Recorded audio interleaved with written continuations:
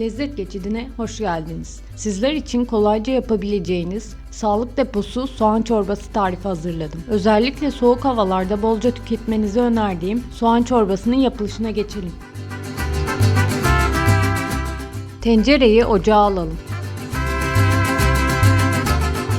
1 çay bardağı zeytinyağı ekleyelim.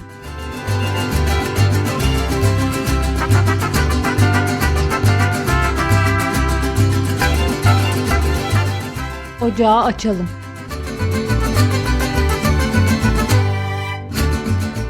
Büyük büyük doğradığımız 1 kilo soğanı ekleyelim.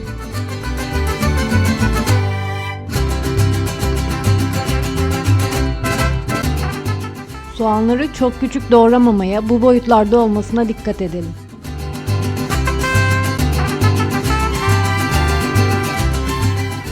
Tencereye soğanları ekledikten sonra 1 tatlı kaşığı tuz serpelim.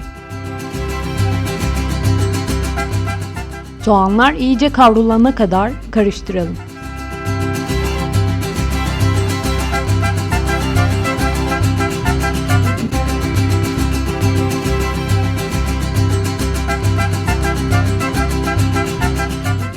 Soğanlar iyice kavrulup yumuşadı.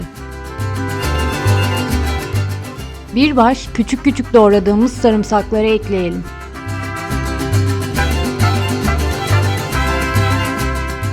Soğanlarla beraber sarımsakları iyice karıştıralım.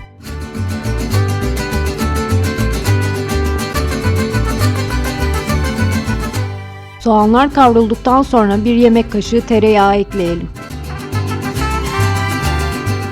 Karıştırarak tereyağını eritelim.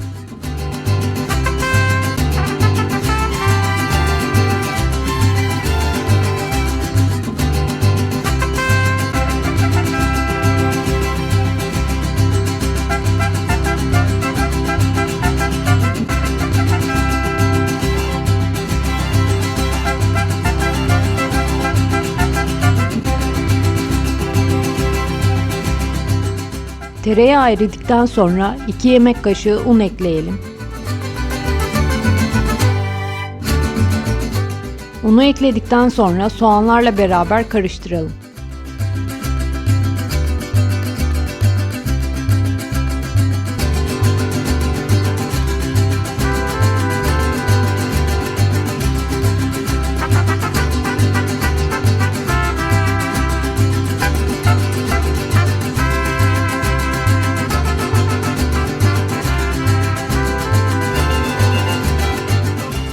Bir tatlı kaşığı pul biber, 1 çay kaşığı karabiber, 1 tatlı kaşığı kekik, 1 tatlı kaşığı biber salçası, 1 tatlı kaşığı domates salçası ekleyip karıştıralım.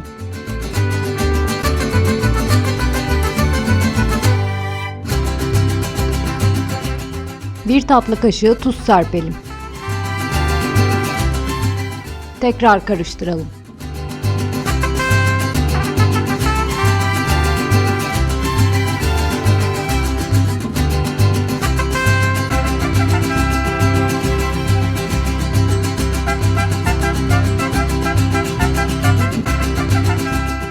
Daha önceden hazırladığımız et suyunu ilave edelim. Ben bolca et suyu kullanıyorum. Siz tercihinize göre kullanabilirsiniz. Et suyu ekledikten sonra tencereye alabildiği kadar sıcak su ekleyelim.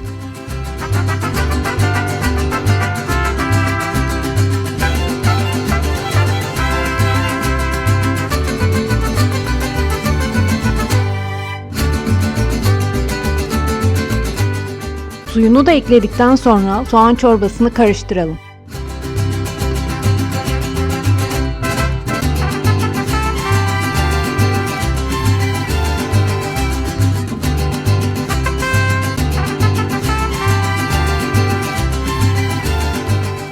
Tencereyi kapatıp soğan çorbasını kaynamaya bırakalım.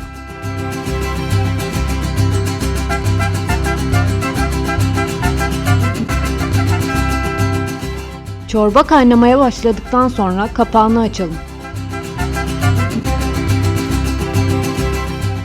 Gördüğünüz gibi soğan çorbası pişti.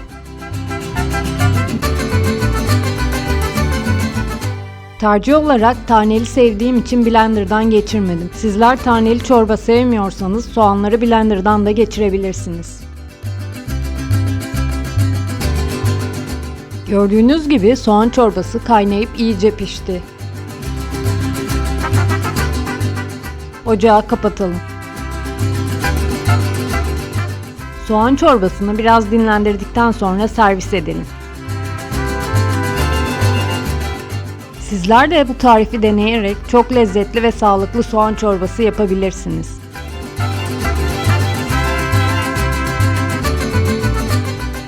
Zeytinyağında kızarttığınız ekmekleri de ekleyerek çorbanın lezzetini zenginleştirebilirsiniz.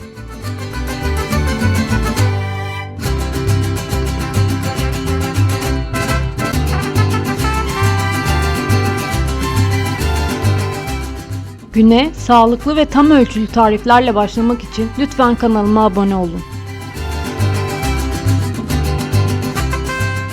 Lezzet geçidinde görmek istediğiniz tarifler varsa lütfen yorumlara yazın. Bir sonraki lezzetli tarifte görüşmek üzere.